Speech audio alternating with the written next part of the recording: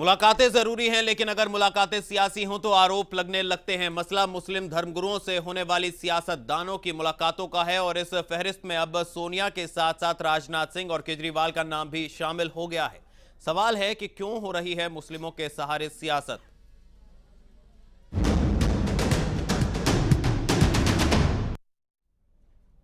तो राजनाथ सिंह ने लखनऊ में कई मुस्लिम धर्मगुरुओं से मुलाकात की है और इस मुलाकात के बाद सियासत गर्मा गई। कांग्रेस और दूसरे दल इस मुलाकात के बाद बीजेपी पर हमलावर हैं, तो बीजेपी से बदलाव का सूचक मान रही है। देख लेते हैं एक रिपोर्ट।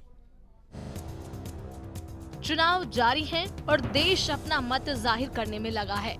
बची हुई लोकसभा सीटों पर परचम लहराने के लिए बीजेपी बेताब है।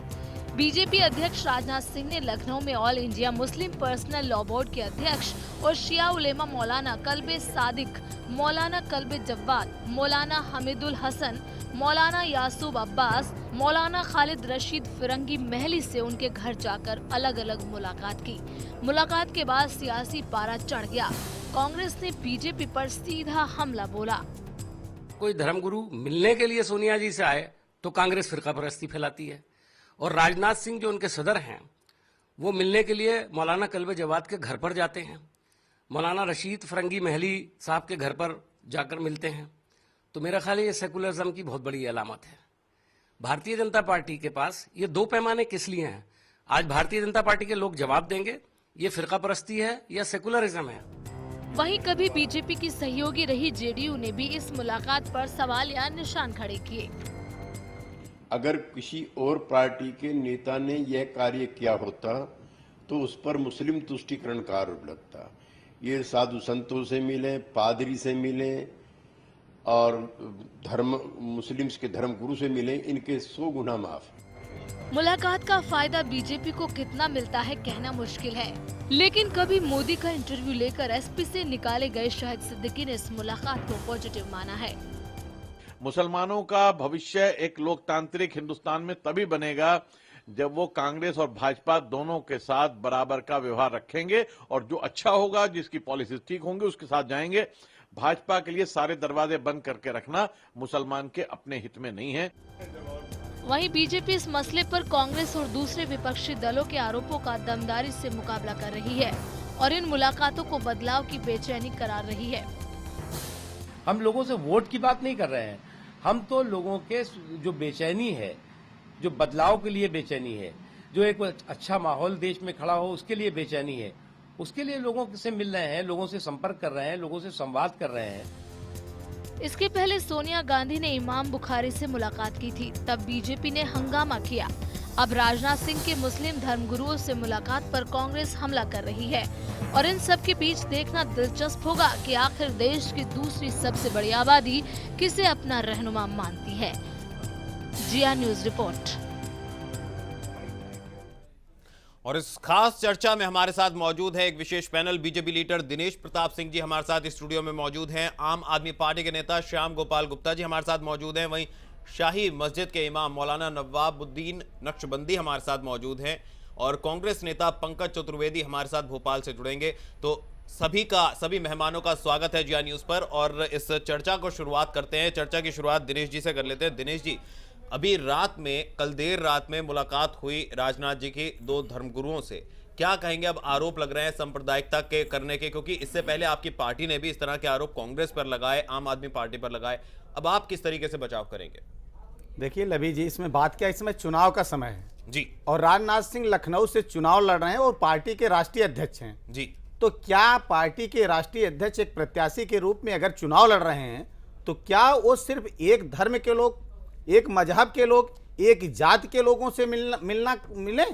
ये जरूरी नहीं कि हर जात का वोट चाहिए। भारतीय जनता पार्टी तो हमेशा से सांस्कृतिक राष्ट्रवाद की पोषक है। हम कहते हैं हम सांस्कृतिक राष्ट्रवाद में विश्वास करते हैं और सांस्कृतिक राष्ट्रवाद वही है जहां वसुधैव कुटुंबकम की बात की जाती है कि सभी, चाहे उसमें हिंदू हो, चाहे मुस्लिम हो, चाहे सिख हो, चाहे ईसाई हो, हम सबको एक मानते हैं। ये तो बंटवारे की बात अन्य पार्टी, कांग्रेस पार्टी जैसे सांप्रदायिक पार्टी के लोग करते हैं। तो आज राजनाथ सिंह वहां से प्रत्याशी हैं, उनको चाहिए और जो चाहिए था वही उन्होंने किया। वो सारे जात के नेताओं से, सभी धर्मगुरुओं से मिल रहे हैं। तो सोनिया गांधी की अगर बुखारी जी से मुलाकात हुई तो उसमें क्या गलत था? नहीं, उसमें ये दो चीजें, तो सोनिया गांधी क्या दिल्ली से चुनाव लड़ रही थी? नंबर एक चीज। राजनाथ सिंह लखनऊ से चुनाव लड़ रहे हैं जहां वो धर्मगुरुओं से मिलने गए। अगर वो जाते हैं और उसके बाद वो शरणागत हो गई कि नहीं हमारे पक्ष में आप फतवा जारी कीजिए, इसमें है, आप मिलने में कहां गुरेज है? इसके पहले आप पार्टी के संयोजक तौकीर रजा से मिले थे, दिग्विजय सिंह तौकीर रजा से मिले थे। मिलने का मकसद क्या है? मिलने का नजरिया क्या है? मिलने में कोई गुनाह नहीं है, लेकिन आप किस नजरिए से मिलने जा रहे हैं ये गुनाह है। चलिए, किस नजरिए से मिलने जा रहे हैं ये गुनाह है। गोपाल जी से ले लेते हैं सवाल। आप किस नजरिए से, आपकी पार्टी जो है उन्होंने मुलाकात की थी, और आप क्या मानते हैं जो विशेष समुदाय है अगर उनसे वोटों की इस तरह से अपील की जाती है, मुलाकात की जाती है, उसका कितना असर पड़ता है? देखिए, हमारे लिए कोई समुदाय विशेष नहीं है, हमारे लिए सारे भारतवासी विशेष है जी। और ये भारतीय जनता पार्टी के साथी जो बात कर रहे थे, चुनाव में क्यों मिलने चले गए अचानक? पिछले 10-15 साल से आप लोग अनेक राज्यों में राज कर रहे हैं, कभी नहीं मिले आप। आज अचानक चुनाव आ गया था, वोट मांगने के लिए मुस्लिम समाज के प्रति आप एकदम से प्यार जाग रहा है। अरे आपने मंदिर मस्जिद के नाम पे झगड़े कराए, तब आप किसी से मिलने नहीं गए, और गुजरात में दंगे में तब मिलने नहीं गए, और अनेक ऐसे अवसर आए जब आपने लहू लुहान कर दिया भारत माता को, तब आप मिलने नहीं गए। आज चुनाव के वक्त अचानक से मुस्लिम प्रेम जागा है आपको। दरअसल ये छटपटाहट तड़पड़ाहट है इनको लग रहा है किसी भी प्रकार से मोदी जी को प्रधानमंत्री बना दे, लेकिन संभव नहीं है। मुस्लिम समाज बहुत जागृत है। लेकिन गोपाल जी, आज केजरीवाल जी ने भी मुलाकात की है मुस्लिम धर्मगुरुओं से। देखिए, केजरीवाल जी का इतिहास अब उठा के देख लें जी। कभी हमने दंगे नहीं करवाए, कभी हमने लड़ाई झगड़े नहीं करवाए। अरविंद केजरीवाल जी के लिए सब बराबर है, हिंदू हो, अभी आप मुसलमान सत्ता हो। में भी नहीं आए। नहीं आए, भले नहीं आए। अभी जी एक चीज, भले नहीं आए, आपने दंगे नहीं करवाए, नहीं, जब आप से आप राजनीति में आए हैं, आप जी। मारपीट पे, आप देखिए ना, कहना नहीं चाहिए, अब आप सुन तब से लीजिए। राजनीति हिंसक हो गई है। जहां जहां केजरीवाल जी जा रहे हैं वहां वहां विरोध हो रहा है, थप्पड़ की राजनीति शुरू हो रही है। कैसी राजनीति कर रहे हैं आप लोग कर रहे हैं ना? वो नहीं, यही तो दिक्कत है ना, भारतीय जनता पार्टी के लोगों ने बनारस के अंदर बैनर लगवा दिया। आज इस देश में जो कुछ भी हो सुनिए, रहा है ना, वो थोड़ा सिर्फ भारतीय जनता पार्टी सुनने कर का साहस रही रखिए है। यही आप। मोदी और भारतीय जनता पार्टी का डर सारी पार्टियों को नहीं, सता रहा है। गोपाल आप जी सुन लीजिए, भारतीय जनता पार्टी अरविंद जी से बिल्कुल खौफजदा है, डर गई है, घबरा गई है। अरविंद जी जहां जहां जा रहे हैं, भाजपा के लोग उनका विरोध कर रहे हैं, कहीं थप्पड़ मरवाते हैं, कहीं आप यही छिड़क रहे हैं, कहीं आप बैनर लगा रहे हैं। करने की और ये मैं जरूरत बता नहीं दूं, है। सुनिए सुनिए, ये मैं बता दूं, ऑन द रिकॉर्ड कैमरे पे बात कर रहा हूं जिम्मेदारी के साथ, किसी हालत में मोदी जी जीत नहीं पाएंगे बनारस। एक चीज गोपाल जी मुझे जवाब दीजिए कि आपके नेता वहां पे गए हैं, एक बार उन्होंने नहीं कहा कि मैं चुनाव जीतने के लिए आया हूं। जब से वो गए हैं उन्होंने कहा कि मैं मोदी को हराने के लिए आया हूं। अरे हराने का अगर मतलब- नैतिक अरे साहस हराने- है हराने तो का जरा मतलब- करिए, और कौन अरे किसको आप- हराता मुझे तो है आपकी वो बात पे जनता तरस आ रहा हराती है। और जरा एक बार सुनिए, बनारस जाके अरे देखिए, अभी सुनिए, होके आया हूं, मुझे तो पूरा देश इस समय मोदी में है, पता नहीं किस मुगालते में है।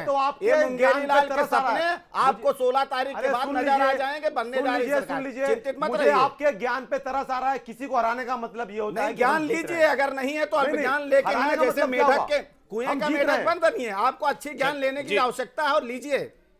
नहीं, आपसे ज्यादा ज्ञान हमारे पास है। नहीं, यही ज्ञान का यही भंडार भ्रम है। हम जब लोग हिंसा में आदमी को विश्वास ये नहीं भ्रम करते। हो जाता हम है लड़ाई में कि विश्वास किसी नहीं से करते। ज्यादा हम उनको लड़ाई ज्ञान झगड़ा है, नहीं चाहते। दिक्कत यही है। जी, जी, आज जी। आपकी पार्टी नहीं, आप केजरीवाल लोग को भी चुनाव यही के भ्रम वक्त हो गया जाकर के है मुस्लिम कि सबसे धर्म ज्यादा मिलते हैं, ज्ञान, उनसे सबसे अच्छा वोटों को- प्रशासक वही है। आप और वो जनता ने, भोपाल दिल्ली का की रुख जनता ने देख लिया। भोपाल का रुख कर लेते हैं। पंकज चतुर्वेदी जी से जान लेते हैं कि कांग्रेस की क्या राय है, क्योंकि कांग्रेस पर भी आरोप लगे हैं, क्योंकि सोनिया गांधी की बुखारी जी से मुलाकात हुई और उन्होंने भी जो है अपनी पार्टी के फेवर में वोट करने की अपील की, उन पर भी इस तरह के आरोप लगे। तो आखिर अब कांग्रेस किस तरीके से बीजेपी पर या आम आदमी पार्टी पर सवाल खड़े कर रही है?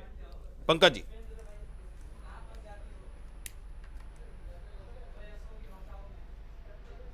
पंकज जी, आपकी पार्टी ने भी तो वही किया जो आज बीजेपी ने किया, आप कैसे? कांग्रेस पार्टी का स्टैंड बहुत क्लियर है। भारतीय जनता पार्टी के लोग बातें जरूर करते हैं वसुदेव कुटुंबकम की। जी जी जी, मैं उसी का उत्तर दे रहा हूं लवी साहब कि भारतीय जनता पार्टी के लोग बातें जरूर करते हैं वसुदेव कुटुंबकम की, पर कांग्रेस उस पार्टी पर अमल करती है।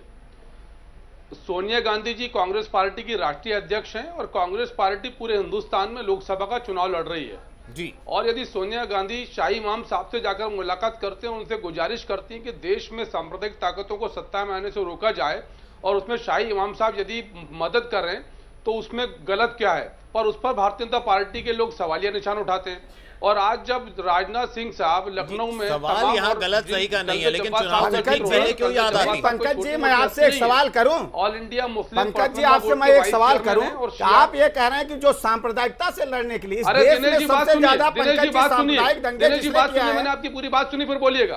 पंकज जी, लेकिन एक सवाल दिनेश जी, आपने सवाल पैदा दिनेश जी किया, बात इसलिए मैं सुनिए पूछ रहा पहले हूं। पूरी। जो सुन दिनेश जी, लीजिए बात पहले। पूरी सुनिए, आपकी हाँ, गलत आदत है बताइए बीच जरा में इस बोलने सवाल की। का, लेकिन आप जवाब बात दे सुनिए दीजिएगा। पूरी, फिर उत्तर दीजिएगा। जी बताइए। तो मैं सवाल, समय मिलेगा ना उत्तर देने का? जी बोलिए, समय बोलिए मिलेगा, बात तो पंकज सुनिए जी। पहले पूरी। जी पंकज जी बोलिए। कलवे जव्वाद साहब कोई छोटी मोटी शख्सियत नहीं है। तो राजनाथ सिंह साहब जब उनसे जाकर मुलाकात करते हैं तो लवी साहब, इस देश में हर आदमी, बच्चा बच्चा जानता है कि कौन सी पार्टी सांप्रदायिक है और कौन सी पार्टी धर्मनिरपेक्ष है।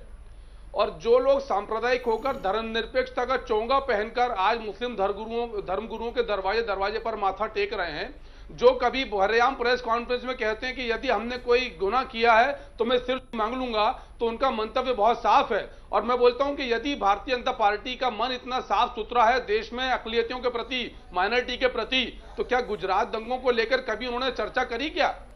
तो ये दोहरा पंकज जी, आप है। सुन लवी लीजिए साहब, एक जब चीज मैं इनकी कह रहा हूँ, मर्जी इस होती है देश में तो असल उस में तरीके दो से काम पार्टियां करते ऐसी हैं। हो गई हैं। और पहले आप राजनाथ सुनिए सिंह साहब पंकज जी, को आपकी पूरी बात हो गई, भारतीय जो जनता सवाल पार्टी आपने को खड़ा समझ किया आ चुका जरा उसका है जवाब कि सुनने का इनकी साहस दाल रखिए। गलने नहीं वाली है, इनकी स्थिति खराब है।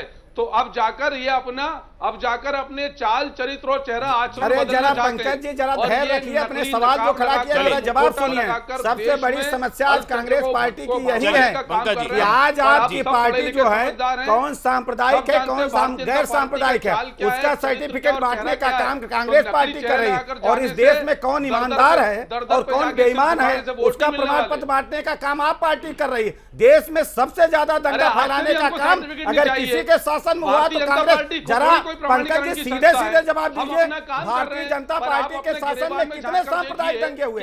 जरा सीधे आंकड़ों के साथ बात कीजिए। आपकी पार्टी की मैं आपसे एक सवाल कर रहा हूँ, भारतीय जनता पार्टी के शासन में कितने सांप्रदायिक दंगे हुए, जरा बताइए ना। के दम पर है। मैं पूछ तो रहा हूँ आपसे सवाल, भारतीय जनता पार्टी के शासन में कितने सांप्रदायिक दंगे हुए और कांग्रेस पार्टी के शासन में कितने सांप्रदायिक दंगे हुए? आप इस तरह से सांप्रदायिकता की बात यहाँ करते हैं। दंगों का नहीं है। आज हम मुद्दे से ना भटके, हम जिस मुद्दे पर हैं उसी पर बने रहें। मौलाना जी हमारे साथ बने हुए हैं, उनसे एक सवाल कर लेते हैं कि देश में तमाम पार्टियां मुसलमानों को एक बड़ा वोट बैंक मानती हैं और इस तौर पर देख रही हैं। इसकी बड़ी वजह मतदान के लिए हिंदू वोटर्स की तुलना में मुस्लिम मतदाता पार्टी को ज्यादा अहमियत देते हैं। क्या ये एक अहम वजह है? किन बातों से प्रभावित होता है मुस्लिम वोटर? क्या पार्टी देखता है, उम्मीदवार देखता है, जाति समुदाय या संप्रदाय को तरजीह देता है? आपका जवाब। मेरे मोहतरम, मैं आपसे अर्ज करूं जी कि आज हर एक की सोच बदल रही है और जनता ये देखना चाहती है कि आपने करा क्या है। जी वो दुनिया थी जो रोक लेते थे जुबा मेरी, ये मैशर है यहाँ सुननी पड़ेगी दास्तां मेरी। जी मुसलमान भी यही चाहते हैं कि हमारे सामने हमारी हुकूक की बहाली की जिम्मेदारी कौन लेता है। आपने फास्ट में क्या किया, माजी में क्या किया, विकास के ताल्लुक से। चलिए आप फिसाद को नहीं लेते, किसी और कम से कम विकास को ले लीजिए कि मुस्लिम नौजवानों को कितना रिजर्वेशन दिया है, जी उनकी तालीम पर आपने कितनी तवज्जो दी है। माजी को आप भूल जाएं तो आप ये बता दें कि आज 2014 के इलेक्शन के बाद में आगे आप क्या करेंगे। जी अगर आप ये समझ रहे हैं कि आपके मेरी मुलाकात हो गई है तो 500 वोट मेरी तरफ से आपके लिए पड़ जाएंगे, तो ये मुमकिन नहीं है। जी जी शाही इमाम साहब की बात यह है कि उनका मकाम है ऊंचा, और शाही इमाम नहीं बल्कि जामा मस्जिद, जामा मस्जिद के सहन में अल्लामा फजल हक खैराबादी ने आज़ादी की पिटनिंग की। जी मुफ्ती किफायत साहब वहाँ मौजूद थे और वहाँ से जो है तो अंग्रेजों के खिलाफ फतवा जारी हुआ। जी आप देखें, हमारे वाजपेयी साहब पहले जंग संघ के ज़माने में थे, जनता पार्टी के ज़माने में वज़ीर ख़ारजा बने, फॉरेन मिनिस्टर, तो वो जामा मस्जिद तशरीफ़ लाए थे। जी इसी तरह से हमारे जितने भी सियासी लीडर हैं, कायदीन हैं, इंदिरा गांधी हों, चाहे वो हमारे देवीलाल जी हों या वीपी सिंह साहब हों, ये जामा मस्जिद तशरीफ लाते थे। तो जामा मस्जिद की मीनारें सारी दुनिया में देखी जाती हैं। जी इसीलिए शाह इमाम साहब ने हमेशा ये कहा है कि गरीब आवाम मुत्तहिद होकर के वोट डालें। जी और आप देखेंगे इस अपील का असर भी हुआ है। आज जब इमाम साहब ने सोनिया गांधी से गारंटी चाहिए, अब बीजेपी को कहते हैं ये सांप्रदायिक है, फिरका परस्त है, लेकिन आज बीजेपी अपनी सोच बदल रही है कि आप इल्जाम लगाते रहें और हम जाके अपने धर्म गुरुओं से मिलेंगे। अगर वो फिरका परस्त है, सांप्रदायिक है, तो दूसरे उलमा के पास क्यों जा रही है? जी। हमारे उलमा की तारीख है, जंग आज़ादी में भी हमारे उलमा ने बड़ी कुर्बानियाँ दी हैं, आप उसको भुला नहीं सकते। आज अगर कोई किसी धर्म गुरु के पास, किसी आलिम के पास जा रहा है तो उस पर किसी को एतराज़ करने का हक नहीं है। जी, अगर हमारे शाही इमाम साहब सोनिया से मिलते हैं तो उस पर भी एतराज़ करने का हक नहीं है। और आज राजनाथ सिंह लखनऊ के एक वोटर की हैसियत से, लखनऊ के वोटर की हैसियत से जा रहे हैं कि मुझे मुस्लिम वोट मिल जाए, तो इसमें कोई हरज नहीं है, लेकिन फैसला आवाम को करना होगा कि राजनाथ सिंह साहब को कितना वोट पड़ेगा मुसलमान। जी। और राजनाथ सिंह जी जब हमारे सदर हैं जी, लेकिन मौलाना जी यहाँ पर बड़ा सवाल ये है कि यहाँ पर अगर वोट की अपील होती है, चुनाव का मौसम है, क्या लगता है आपको राजनीतिक पार्टियां इसी मौसम में जब चुनाव का काउंटडाउन शुरू हो जाता है तभी रुख करती हैं? दूसरा सवाल, क्या मुद्दे जिन मुद्दों की बात की जा रही है, मैनिफेस्टो आते हैं, उसमें क्यों इस सब विकास की जिक्र क्यों नहीं किया जाता? उसमें क्यों जो मुद्दे आप रखते हैं कि ये होने चाहिए हमारे समुदाय के लिए, उसमें क्यों उस पर जो है पक्ष नहीं रखते? ये जरूरी है कि जो आपका मैनिफेस्टो है हम तो उस पर अमल चाहते हैं जी। और ये मुलाकात इसी बात की गारंटी है जी। आप देखें दिल्ली के अंदर एक अरसे दराज से कांग्रेस की सरकार थी, केजरीवाल साहब आए, उन्होंने अपनी तरफ से आवाम को समझाया जी।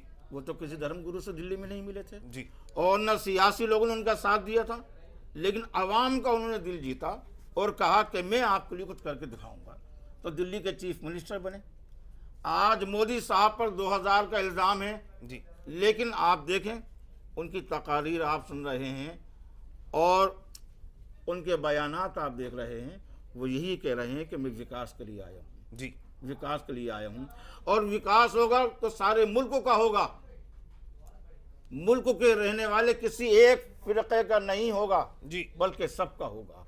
और आज का नौजवान चाहता यही है, ये कंप्यूटर लेकर के फिर रहे हैं, पढ़े लिखे नौजवान फिर रहे हैं, आज यही चाहते हैं कि हमें रोजगार मिलना चाहिए।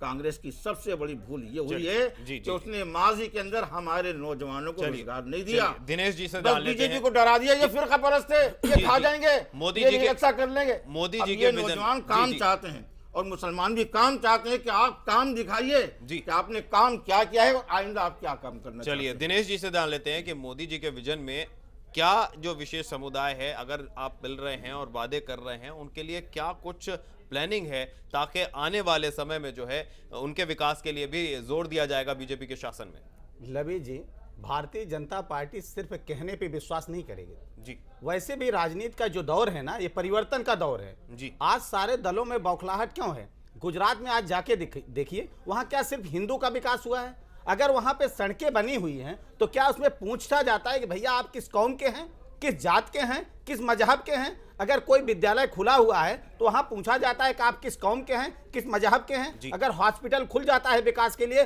तो क्या वहां जाति और धर्म पूछ के इलाज होता है? अगर जब विकास होता है और किसी भी देश और किसी भी राज्य का जब सर्वांगीण विकास होता है तो सभी जात, सभी धर्म और सभी मजहब को लेकर ही विकास किया जा सकता है। अभी एक चैनल पे देखिए, कुछ दिन पहले, 2 दिन पहले ही मोदी जी का साक्षात्कार आ रहा था, उस पर बात की गई। उन्होंने कहा हमको कैसे भरोसा होगा कि इस देश में ईसाई सुरक्षित रहेंगे, हमको कैसे भरोसा होगा कि इस देश में अल्पसंख्यक सुरक्षित रहेंगे। तो उन्होंने खुद कहा था कि हम चाहते हैं कि हमारे अल्पसंख्यक भाई के एक हाथ में कुरान हो तो दूसरे हाथ में कंप्यूटर भी हो। वो विकास का ये नमूना प्रस्तुत करना चाहते हैं। और आज जो अब राजनीति हो रही है, इतने दिन तक अन्य पार्टियों ने जो भय दिखा के काम किया है, ये जो बुखारी से मिलने गए उसमें इतराज नहीं है, लेकिन मोदी के नाम पे जो कांग्रेस को बुखार चढ़ गया है, उस बुखार को उतारने की कवायद में जो बुखारी के पास जा रहे हैं, यह दिक्कत है। ये फिरका परस्ती की राजनीति और इस तरह से हिंदू और मुस्लिम को लड़ाकर देश को विभाजित करके राजनीति कर सत्ता में इतने दिन राज करने के बाद भी क्या मुसलमानों की स्थिति सुधरी है? लेकिन जहां भारतीय जनता पार्टी का शासन है,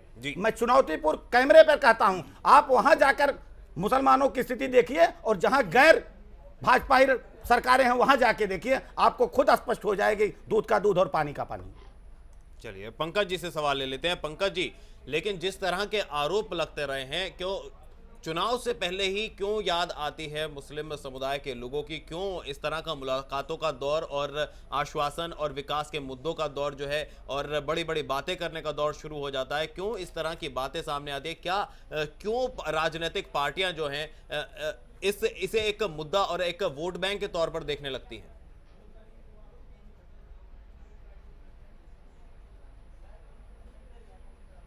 पंकज जी। देखिए लवी साहब, मुझे बाकी सियासी दलों के बारे में तो नहीं मालूम, कुछ बहुत क्लियर है कि जी। समाज का कोई भी तबका कांग्रेस पार्टी के लिए वोट बैंक नहीं है। जहां तक माइनॉरिटी कम्युनिटी की बात है, विशेषकर मुसलमानों की बात करें, तो कांग्रेस पार्टी ने अपने पिछले 10 साल के कार्यकाल में, क्योंकि हम रिसेंट की बात करें, इसके पहले जो हुआ वो भी सबके सामने है, और आज इस बात से कोई इनकार नहीं कर सकता कि देश में मुसलमानों की स्थिति जो 47 में थी उससे आज बहुत सुधार है। एजुकेशन की बात करें, एम्प्लॉयमेंट की बात करें, सब में सुधार है। और सबसे बड़ी चीज मुझे वो लगता है कि यदि कोई समाज शिक्षित हो जाएगा, क्योंकि जो मौलाना नक्शबंदी साहब ने बात करी मैं उनसे इत्तेफाक रखता हूं कि आज मुस्लिम जो समुदाय है, जो कम्युनिटी, वो पढ़ी लिखी है, वो तय कर लेती है कि कौन आदमी हमारे लिए सही बात कर रहा है और कौन झूठी बात कर रहा है। सवाल सिर्फ इस बात का है लवी साहब कि जब सोनिया गांधी जी शाही इमाम साहब से मुलाकात करती हैं तो उस पर आपत्ति क्यों? जी, तो फतवा जारी करने के लिए और मुलाकात करने का यदि क्यों अपनी पार्टी के हक में वोट कराने के लिए क्यों अपील की जाती है? पॉलिटिकल थे तो राजनाथ सिंह साहब भी किस मकसद से? आप अपना एजेंडा क्लियर कीजिए, क्यों वोटिंग जो है अपने हक में कराने की अपील की जाती है? क्यों ये कहा जाता है कि आप फतवा जारी कीजिए? ये मैं उस लवी साहब जी कहें लवी साहब, सोनिया गांधी साहब की शाही इमाम साहब से मुलाकात होती है जी, और शाही इमाम साहब इस देश की एक मौजूद शख्सियतों में से एक हैं और उनको जो तजुर्बा है वो तजुर्बा ही बहुत है। तो यदि शाही इमाम साहब इस दौर के हालात में यदि ये तय करते हैं कि कांग्रेस पार्टी को वोट देने से देश में और प्रदेश में मुसलमानों की स्थिति अच्छी हो सकती है, तो उस पर क्या आपत्ति? तो ये सवाल तो शाही इमाम साहब से करना चाहिए कि शाही इमाम साहब ने किस बुनियाद पर यह फैसला लिया कि उन्होंने कांग्रेस पार्टी के फेवर में वोट करने की अपील करी। सवाल सोनिया गांधी जी से नहीं पूछा जाना चाहिए। सोनिया गांधी जी इस देश में कांग्रेस पार्टी की एक लंबे समय से अध्यक्ष हैं, 10-12 साल से ऊपर हो चुके। तो सोनिया गांधी जी का यह फर्ज है कि समाज के सभी वर्गों से मिलें। सोनिया गांधी जी वही सम्मान हिंदू धर्मगुरुओं को भी देती है जो मुस्लिम धर्मगुरुओं को देती है, वही सिख धर्मगुरुओं का सम्मान है, वही क्रिश्चियन धर्मगुरुओं का सम्मान है। तो जब भारतीय जनता पार्टी के लोग कांग्रेस, मौलाना जी से एक सवाल ले लेते हैं। मौलाना जी क्या कहेंगे, जो मुलाकातें होती हैं धर्मगुरुओं से, अगर वो किसी पार्टी के हक में अपील करते हैं तो क्या उसका वाजिब असर होता है जनता पर? देखिए, मैं आपसे अर्ज करूं, हिंदुस्तान एक डेमोक्रेटिक कंट्री है जी, और जमहूरियत में हमारे चाहे धार्मिक शंकराचार्य हों जी, या हमारे धार्मिक गुरु हों या हमारे उलमा हों जी, अज़राह एहतराम उनके पास जाते हैं कैंडिडेट कि आप आशीर्वाद दे दीजिए, आप दुआ कर दीजिए, बुजुर्गों से यही कहते हैं। लेकिन कितना असर पड़ता है? लेकिन ये है कि कुछ तो असर पड़ता है, ऐसी बात नहीं। कुछ असर पड़ता है, लेकिन आप सन 75 को देखिए, शाह इमाम साहब ने अपील की, जनता पार्टी की सरकार बनी। उसके बाद हमारी जहानी मिसेस इंदिरा गांधी जामा मस्जिद पे खुद तशरीफ लाई जी, फिर उन्होंने कहा कि मैं दुआ के लिए आई हूँ, आप मेरे बड़े हैं, बुजुर्ग हैं। आपने फिर अपील की तो कांग्रेस की सरकार बनी। इसी तरह से आप देखें कि ये इलेक्शन हुआ 90 का, वीपी सिंह साहब, वाजपेयी साहब सब एक थे, जनता दल था सिर्फ जी। तो इमाम साहब ने ये तो नहीं कहा मैं इसमें इससे इख्तलाफ करूंगा उससे। आपने कहा कि जनता दल अवाम के हित में, अवाम की ताकत बनकर के आ रहा है, तो मैं जनता दल की हिमायत करता हूं। लेकिन इसमें कंफ्यूजन आज जो है आपने ऐसा चेहरा बिगाड़ दिया है मोदी जी का, ऐसी फिरका परस्ती फैला दी है कि आज अवाम जो है तज़ब्ज़ुब में है जी। भारतीय जनता पार्टी कहती है कि हमारी सोच बदलेगी, हमारे इरादे बदलेंगे, आप हमको वोट दीजिए। इधर हमारे केजरीवाल साहब हैं, आम आदमी पार्टी लेकर के आए हैं जी कि बेईमानों का शासन बदल दो, भाइयों मुझे वोट दो, मैं आपसे वोट मांगने के आया हूं। क्योंकि हमारे पास जो करोड़ों अरबों रुपए पास होते हैं अवाम के हित में, अवाम के काम के लिए, वो जाते जाते 1000 हो जाते हैं जी। इसी तरह से इंदिरा गांधी ने कहा, कांग्रेस ने कहा, सोनिया गांधी ने कहा कि आप इस बार हमारा शासन बनाइए, हमें वोट दीजिए।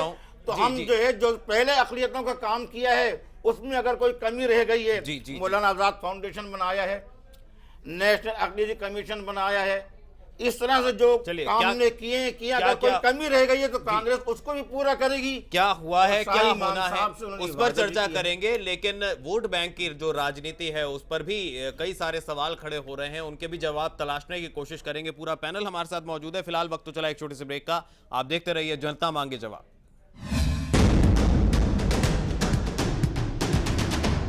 स्वागत है आपका ब्रेक के बाद। जिया न्यूज पर आप देख रहे हैं जनता मांगे जवाब। आज जिस मुद्दे पर चर्चा हो रही है वो ये कि मुस्लिमों के सहारे चल रही है सियासत, कितनी सच्चाई है इस पर जवाब तलाशे जा रहे हैं। एक रिपोर्ट दिखाते हैं आपको। अरविंद केजरीवाल ने वाराणसी में मुस्लिम धर्मगुरु से मुलाकात की। मुलाकात का मकसद सियासी है। अब काशी में किसकी मुस्लिम मतदाता किसे चुनता है, ये सबसे बड़ा सवाल है। देख लेते हैं इसी पर एक रिपोर्ट। मौसम चुनाव का है, मौका मुलाकातों का भी है। सियासी मुलाकातों का खुद को अल्पसंख्यकों का मसीहा साबित करने की होड़ लगी है और कोई भी इस रेस में पीछे नहीं है। सोनिया गांधी इमाम बुखारी से मुलाकात करती हैं, तो राजनाथ सिंह ने भी लखनऊ में कई मुस्लिम धर्मगुरुओं से मेल जोल बढ़ाने की कोशिश की और अब इसी कोशिश को आगे बढ़ा रहे हैं अरविंद केजरीवाल भी। काशी के कुरुक्षेत्र में विजयी होने के लिए केजरीवाल ने मौलाना गुलाम आसिन से मुलाकात की और वाराणसी को बीजेपी कांग्रेस मुक्त करने का दावा किया। जो आज हमारे देश में राजनीति है धर्म के नाम पे लोगों को बांटने की, उसी राजनीति का हमें सामना करना है, उसी राजनीति को बदलना है। जो आज हमारे देश में सियासती पार्टियों ने धर्म के नाम पे जहर घोलते हैं, उसे खत्म करना है और उसे प्यार और मोहब्बत की राजनीति में बदलना है। हिंदू, मुसलमान, सिख, ईसाई सबको एक साथ लाना है। मुलाकात का असर भी दिखा। मौलाना साहब ने मुलाकात के बाद केजरीवाल का समर्थन भी किया और न्याय के रास्ते चलकर भाईचारे का संदेश भी दिया। पार्टी को वोट देने के लिए तो उन्होंने कहा है और इसके लिए वो कोशिश भी कर रहे हैं। अगर वो सारे बनारस के लोगों को अगर मुत्तहिद कर सके तो बहुत अच्छी बात है। आप उनकी बातों से संतुष्ट हुए? हम तो मुतमईन हैं। केजरीवाल जी के जो मकसद लेके चल रहे हैं हाँ, हम लोग उनके साथ हैं। मुलाकात धर्मगुरु से हुई है, समर्थन भी मिला है, लेकिन ये समर्थन जमीनी तौर पर कितने वोट दिलाता है कहना मुश्किल है और ये मुश्किल तब और बढ़ जाती है जब इस वोट के दावेदार कई हों। जिया न्यूज रिपोर्ट।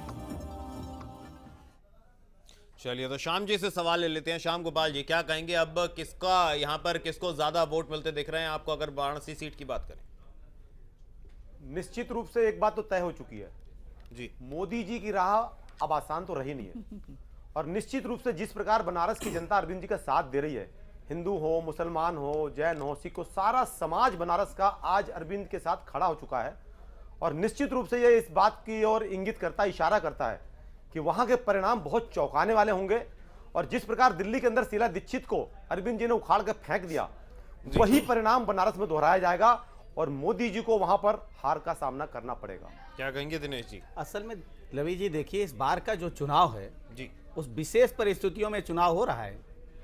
अगर आप देखिए, काफी देर से आप पत्रकारिता में हैं जी, इसके पहले आप देखिए जब भी चुनाव होता था तो अक्सर चुनाव जो सत्ताधारी पार्टी होती थी, बाकी पार्टियां उनके खिलाफ चुनाव लड़ती थी जी। लेकिन इस बार का चुनाव सत्ताधारी पार्टी और विपक्ष की सारी पार्टियां सिर्फ एक व्यक्ति से चुनाव लड़ रही है। एक व्यक्ति से चुनाव लड़ रहा है, वो है नरेंद्र भाई मोदी। कारण क्या है जी?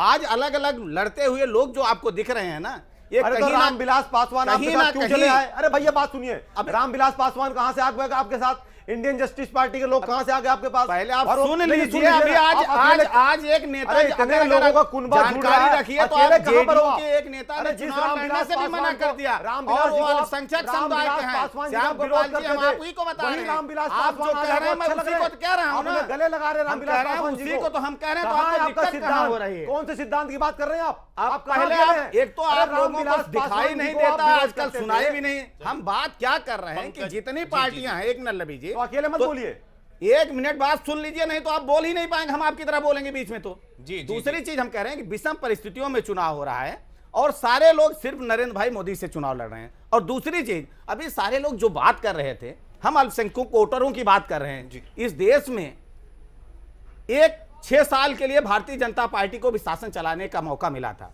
मौलाना साहब शायद हमारी बातों से सहमत होंगे, और हमको जब मौका मिला तो भारतीय जनता पार्टी ने भारत की सर्वोच्च कुर्सी पर अगर किसी को बैठाया तो एक अल्पसंख्यक को बैठाया। मैं कांग्रेस के साथी से पूछना चाहता हूं, कलाम साहब में क्या कमी थी?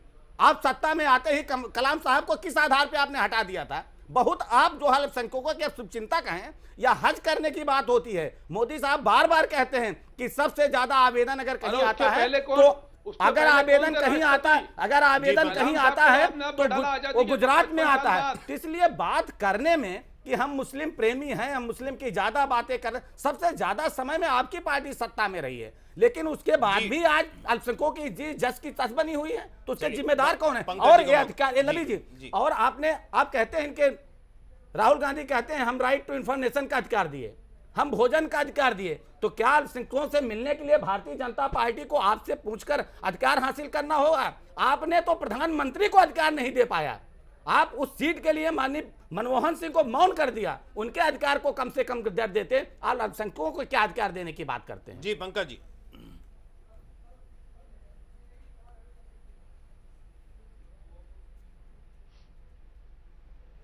देखिए, मुझे लगता है कि दिनेश जी की याददाश्त थोड़ी कमजोर है। आज वो अबुल ये कलाम साहब के नाम पर जो ढोल पीट रहे हैं, तो उसके पहले दो लोग मुस्लिम वर्ग नहीं, से हम देश नहीं, के हम राष्ट्रपति याददाश्त पंकज जी तो क्षमा कीजिएगा जरा, याददाश्त हमारी ठीक है, बिल्कुल आपने रखा था, लेकिन मैं ये कह रहा हूँ कि जब कलाम साहब थे तो दिनेश भाई बात पूरी सुना करिए आप। हम आपकी बात कह रहे हैं, जरा उसमें सुधार कीजिए। दिनेश जी बात सुनिए पूरी। चलिए दिनेश जी बात, बोलिए। दिनेश जी ये शालीनता नहीं, दिनेश जी सहमत है पंकज दिनेश जी, शालीनता नहीं है ये। नहीं, हम आपकी बात से दिनेश जी सहमत है, शालीनता नहीं है, हम आपकी बात से दिनेश जी इत्तेफाक शालीनता रख रहे नहीं है, हैं, मेरी बात लेकिन सुनिए मैं आप। सिर्फ ये पूछ रहा हूँ कि कलाम साहब के अच्छे नहीं, तो मैं पूछ रहा हूँ बस। चलिए मेरी बात फिर ये देखिए दिनेश जी, आपके साथ समस्या सिर्फ यही है, आपके दल के साथ, कि जब कमजोर नस दबती तो आप लोग बोलने नहीं देते। आप बात सुनिए, देश की पूरी जनता आपको नहीं सुनना चाह रही है, तो मैं सिर्फ उसमें जोड़ रहा था, आप बोलिए ना, मैं कहाँ मना किया? Let him complete. Pankaj ji बोलिए।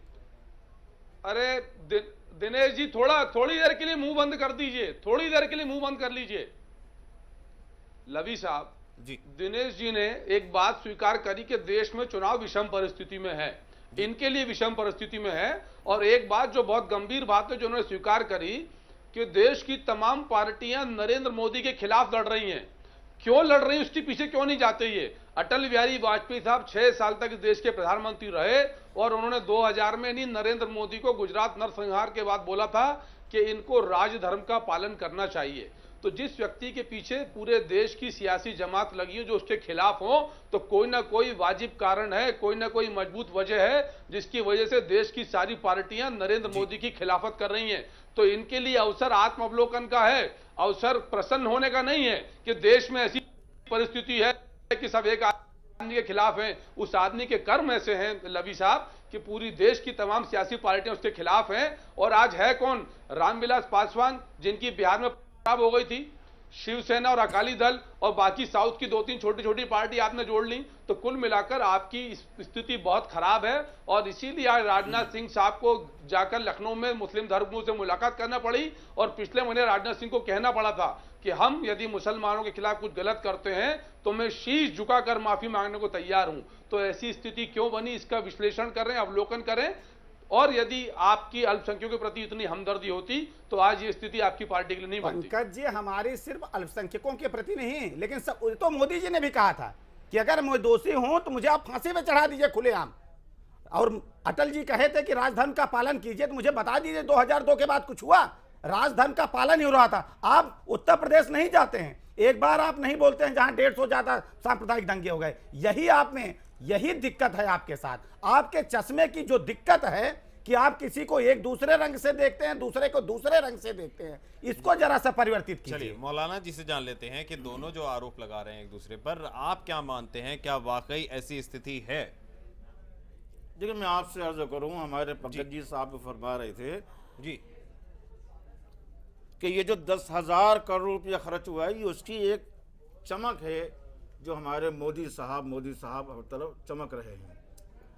बाकी तो चमक जब पैदा होगी जब इनका विकास, इनकी तरक्की और इनके भाईचारे के नजरिए सामने आए। जी, अगर ये आरएसएस की पॉलिसी पर चलेंगे जी तो ये नाकाम रहेंगे, क्योंकि आज जनता जाग चुकी है और आरएसएस का काम यही है कि झूठ बोल के अफवाहें फैलाओ और भाई को भाई से लड़ाओ। भारतीय जनता पार्टी आज अपनी पॉलिसी लेकर चलेगी, ये आरएसएस के मातहत चलेगी, ये हमारे नरेंद्र मोदी साहब ही बता सकते हैं। लेकिन नहीं, इमाम साहब, लवी जी अगर बीच में कहें तो इमाम साहब से मैं पूछ रहा हूं कि इमाम साहब भारतीय जनता पार्टी की सरकारें राज्यों में चल रही हैं, तो आपको देख के उससे तो अनुमान लग सकता है ना। छत्तीसगढ़ में सरकार है, मध्य प्रदेश में सरकार है, गुजरात में सरकार है, गोवा में सरकार है, क्या कहीं आपको दिक्कत दिख रही है? गुजरात में मुस्लिम वोटर्स बीजेपी को वोट देते हैं, ये बात है। जी वही मैं कह रहा हूँ कि गुजरात में जहाँ पे बहुसंख्यक समुदाय में अल्पसंख्यक रहते हैं, वहाँ भारतीय जनता पार्टी जीत रही है। दिनेश भाई, आप नौजवान हैं और भारतीय जनता पार्टी की जो ऑल इंडिया की युवा कमेटी उसके सदर हैं, चेयरमैन हैं। मैं आपसे अर्ज करूं, मुसलमान बहुत भोला है और मैं क्या बताऊं, ये हमारी हिंदुस्तान की जनता बहुत भोली है। 5 साल तक आप चेहरा नहीं दिखाते और जब वक्त आता ही इलेक्शन को तो फिर आप के माते है तो जाती है आपको वोट दे देती है। ये आप देखें इमाम साहब, हमने तो देखिए अब भोली नहीं रह गई जनता। अब जो इसको समझेगी कि जनता भोली है, अब जनता बहुत जागरूक हो चुकी है। जैसे सारे क्षेत्रों में जागरूकता आई इमाम साहब, वैसे मैं समझ रहा हूँ धीरे धीरे राजनीतिक क्षेत्रों में भी परिवर्तन आई। पर एक सवाल किसी ने कहा था, रही थी जुरते गोयाई फिर कहाँ हमको, तुम्हारे जुल्म ने बख्शिए फिर जुबा हमको, दुआ दो अहले सितम को जगा दिया वरना सुला चुकी थी जमाने की लोरियां हमको। 5 साल तक लोरियां देकर के सुलाया है। अब अगर बेदारी आ रही है आवाम के अंदर, चाहे किसी समुदाय के हों, मुसलमानों कोई हों, ये और अच्छी बात है।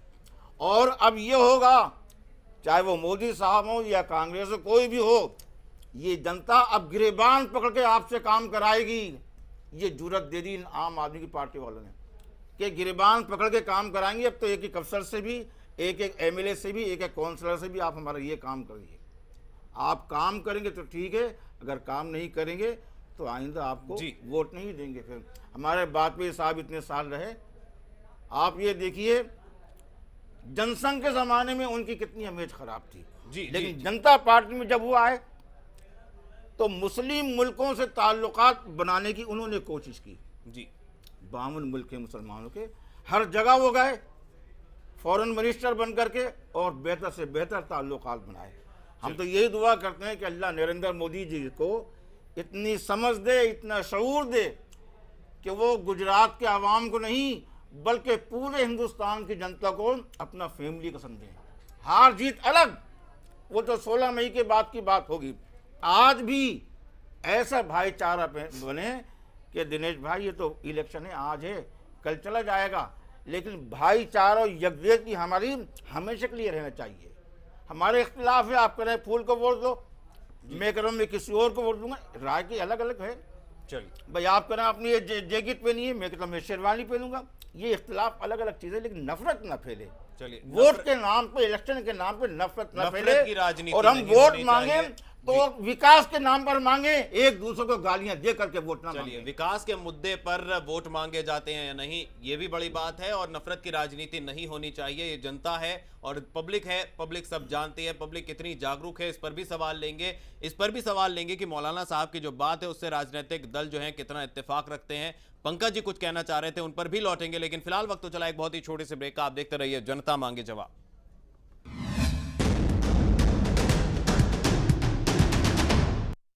स्वागत है आपका ब्रेक के बाद। जिया न्यूज पर जारी है जनता मांगे जवाब। बात हो रही है मुस्लिमों के सहारे किस तरीके से हो रही है सियासत। ब्रेक पर जाने से पहले मौलाना साहब हमारे साथ बतौर गेस्ट बैठे हुए हैं। उन्होंने एक बात रखी, उससे सियासी दल कितने सहमत हैं उस पर भी चर्चा करेंगे। लेकिन एक बड़ा सवाल यहां पर खड़ा हो रहा है कि मुस्लिम मतदाता जो पार्टी देखकर वोट देते हैं, ये एक बड़ा जो है आंकड़ा है इसका, इससे कितना इत्तेफाक रखते हैं मौलाना साहब, उनसे ले लेते हैं बात। मौलाना साहब क्या कहेंगे, पार्टी पहले देखी जाती, मुस्लिम मतदाता किस आधार पर वोटिंग करते हैं? वोटिंग का जो पैटर्न है, एक आंकड़ा है हमारे पास, उसमें पार्टी को ज्यादा तरजीह दी जाती है बजाय इसके कि कैंडिडेट। दूसरे नंबर पर जो है कैंडिडेट देखा जाता है और तीसरे नंबर पर ये कि जाति, समुदाय या संप्रदाय। लेकिन मैं आपसे कहूँ, ये इलेक्शन है पार्लियामेंट का जी, और इसमें जातियात को देखने से ज्यादा ये सोचते हैं कि पार्टी कौन बेहतर होगी। जी जी, आज़ादी के बाद से हमारी कांग्रेस जो है, इसमें सारे हमारे धर्म गुरु, उलमा, दानिश्वर सब लगे रहे। आसिफ अली खान साहब भी थे, मौलाना आज़ाद भी थे, मुफ्ती किफ़ायतुल्लाह, सारे लगे रहे। तो उसके बाद से जो कांग्रेस ने काम किया, तो जैसा कि हमारे पंकज साहब ने फरमाया था कि रेत के टीले पे बैठे थे यहाँ तो आजादी के बाद जी, पत्थरों बैठ करके सरकार बना रहे थे।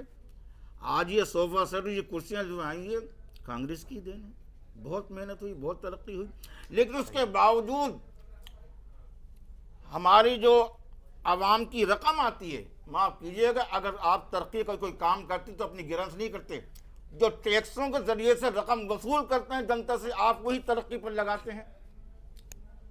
और हमारे राजीव गांधी साहब जो शहीद हुए, उन्होंने एक बात कही थी अपने ज़माने में कि ऊपर से फंड बहुत ज़्यादा पास होता है, लेकिन नीचे पहुंचते पहुंचते वो बहुत कम ले जाता है।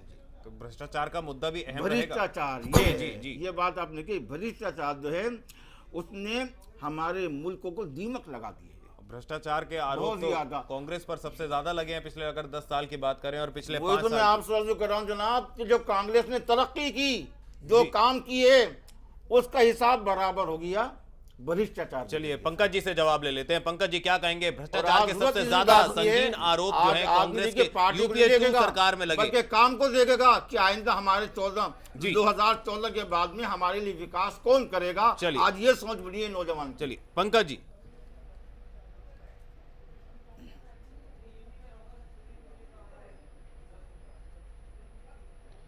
देखिए लवी साहब जी, नक्शबंदी साहब ने ब्रेक पे जाने के पहले एक बहुत अहम सवाल उठाया, जिसकी तरफ मैं बात करना चाहता था कि उन्होंने बहुत साफ तौर पर पूछा भारतीय जनता पार्टी से कि क्या भारतीय जनता पार्टी आरएसएस के एजेंडे को फॉलो करेगी या नहीं।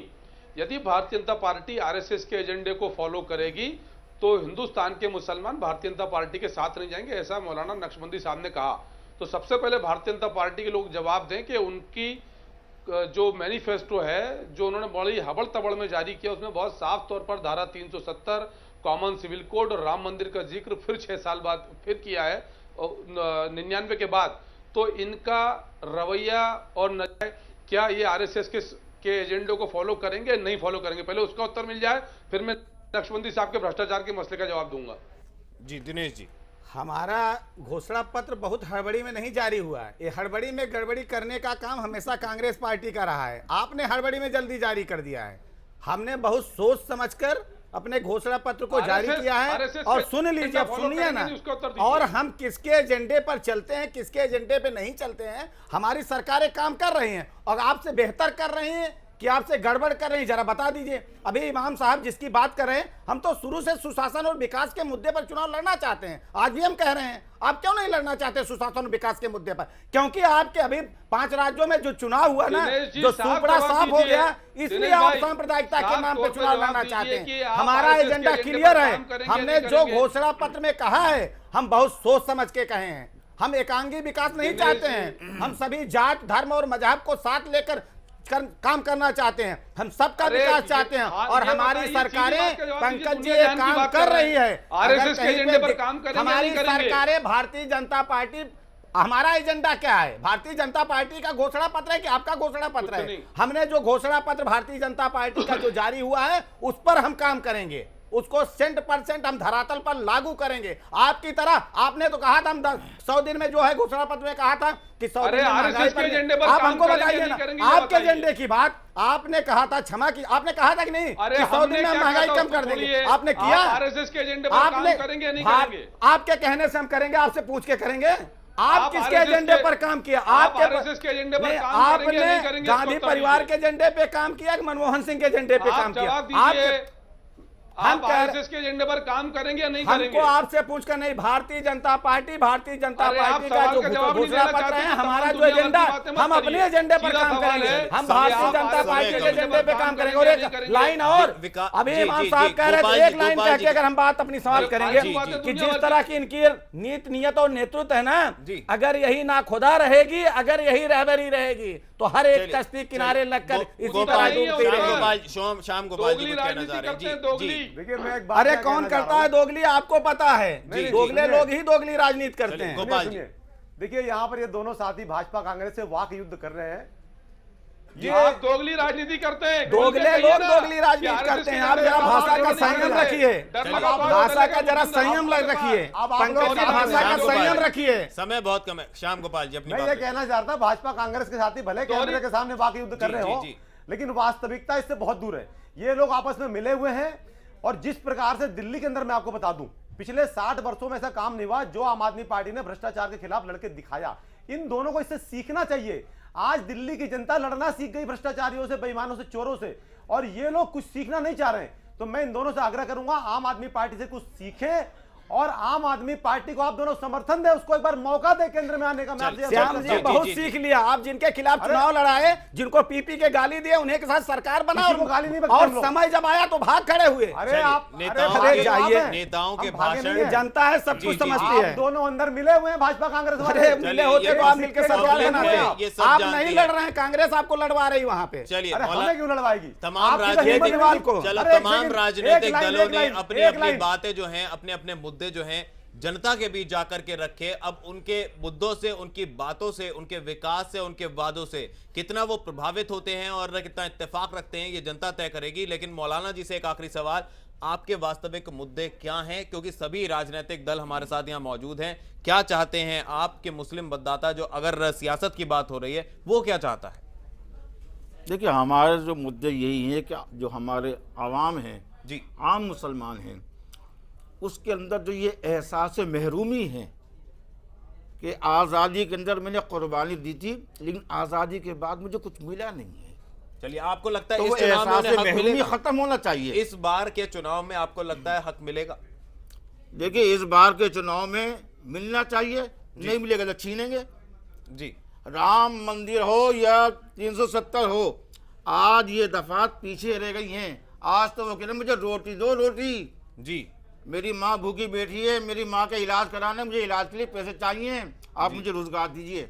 और मैं समझता हूँ दिनेश भाई जैसे नौजवान, हमारे गोस्वामी भाई जैसे नौजवान जो हैं, अब ये पार्टी सियासत से हटकर जी, और साहब पूछना चाहिए कि ज्यादा रोजगार किसने युवाओं को दिया था ना। हम तो कह रहे हैं विकास के नाम पे ही अल्पसंख्यक समुदाय को भी तय करना चाहिए, और लोग तय भी कर रहे हैं इमाम साहब, अच्छी बात है। चलिए, तो आज की बहस यहीं पर होती है पूरी, क्योंकि समय पूरा हो चुका है। लेकिन सभी मेहमानों का तहे दिल से बहुत बहुत शुक्रिया हमारे साथ इस चर्चा में हिस्सा लेने के लिए। अब ये पब्लिक को तय करना है कि किसके एजेंडे और किसके जो विकास के दावे हैं वो कितने सच्चे हैं, और पब्लिक तय कर लेगी बखूबी। लेकिन हम यही कहेंगे जाने से पहले कि आप अपने मतों का अधिकार जरूर कीजिए, क्योंकि 5 साल में एक बार ये हक आपके पास आता है। आप सोच समझकर जिसे भी वोट दे रहे हैं जरूर कीजिए अपने मताधिकार का इस्तेमाल। और इसी के साथ जनता मांगे जवाब में आज बस इतना ही। लवी गुंबर को दीजिए इजाजत। खबरों की रफ्तार जारी है, देखते रहिए जिया न्यूज़। नमस्कार।